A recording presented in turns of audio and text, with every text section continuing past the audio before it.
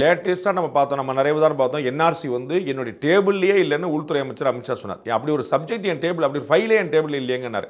CA நம்ம கன்னடா பார்த்தோம், அமல் ஆகி 2 வருஷம் ஆகி இது வரைக்கும் எந்த பிரச்சனையுமே இல்லைங்கிற நம்ம பார்க்குறோம். அப்புறம் இப்போ லேட்டஸ்ட்டாக வந்திருக்கக்கூடிய எஸ்ஏஆர், நம்ம ஏற்கனவே சொன்ன போல் தமிழ்நாட்டிலேயே அதிகமாக ஒரு சட்டமன்ற தொகுதியில் ஒரு வாக்காளருடைய பெயர் நீக்கப்பட்டிருக்குன்னா அது குளத்தூர் தொகுதியில்.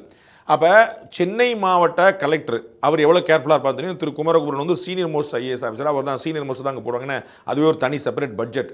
அவர் முக்கியமான போஸ்ட்லாம் இருந்தவர், அவர் ஸோ ஒரு கவர்மெண்ட்டுக்கு ரொம்ப வேண்டப்பட்டவர். அவர் வந்து அலட்சியமாக இருந்துருவாரா? குளத்தூரில் தானேப்பா 2 லட்சம் பேர் தூக்கி விடுமாறு விட்டுருவாரா? சரி, குளத்தூர் சட்டமன்ற தொகுதிக்கு ஒரு தொகுதியுடைய இன்சார்ஜ் ஒருத்தர் தேர்தல் அலுவலர் இருப்பார்ல, அவர் மாநில அரசு அதிகாரி தான், அவர் 1 லட்சம் பேர் போனா போட்டு விட்டுருவாரா? செகண்ட் அதிகமான தொகுதி வந்து சேப்பாக்கம் திருவள்ளிக்கணி, ரெண்டுமே சின்ன தொகுதி. ஆக்சுவலாக குளத்தூரும் சின்ன தொகுதி, தமிழ்நாட்டில் இருக்கக்கூடிய மிக சின்ன தொகுதியில் ஒரு டாப் 10 வச்சிங்கன்னா இந்த 2 தொகுதியுமே வந்துடும், ரொம்ப கம்மியான தொகுதிகளில்.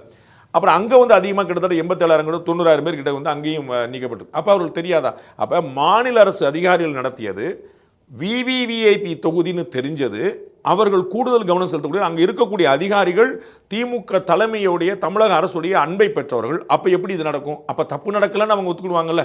சரி, தப்பு நடந்துருச்சு, நான் வேற ஒரு பேட்டில் சொன்னேன், தப்பு நடந்துச்சு, அவங்கள சஸ்பெண்ட் பண்ணுங்கன்ற 38 மாவட்ட கலெக்டர் மாற்றுங்க. நீங்கள் எப்படி 97 லட்சம் வாக்காளர், கிட்டத்தட்ட 1 கோடி வாக்காளர் பேரை எப்படி நீக்குவீங்க?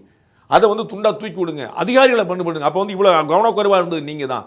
தமிழ்நாட்டில் 1 கோடி பேர் வந்து திரு பி சிதம்பரம் சொல்ல போகிறாரு, மன்ரேகா திட்டம் வந்து மாற்றப்பட்டதில் second time Mahatma Gandhiji killed for second time அப்படின்ற. அது மாதிரி வந்து தமிழர்களை நீங்கள் வந்து 2வது முறை கொண்டுட்டீங்க, 97 லட்சம் தமிழர்கள் கொண்டுட்டீங்கன்னு சொல்லிட்டு ஆக்ஷன் எடுங்க. ஏதாவது ஒன்று தான் உண்மை இருக்கணும். ஒன்று, பெயர்கள் தவறாக நீக்கப்பட்டிருக்கணும், இல்லை பெயர்கள் சரியாக நீக்கப்பட்டிருக்கணும். பெயர்கள் சரியாக நீக்கப்பட்டிருந்துச்சா நீங்கள் எதிர்த்தது தப்பாயிருச்சு, பெயர்கள் தவறாக நீக்கப்பட்டிருந்தா அவங்க நடவடிக்கை எடுங்கன்ற. ஏன் சத்தமே காணும்? அப்போ இது எல்லாமே இல்லாத ஒன்றை இருப்பது போல காட்டி அதை தொடர்ந்து சொல்லி திமுகவுடைய தோழமை இயக்கங்கள் பூரா சொல்லி, திமுகவுடைய தலைவர்கள் பூரா சொல்லி, அதை ஊடகங்கள் பூரா பெரிதாக்கி யார் ஒருத்தரும் கிராஸ் கொஸ்டின் கேட்கறது கிடையாது.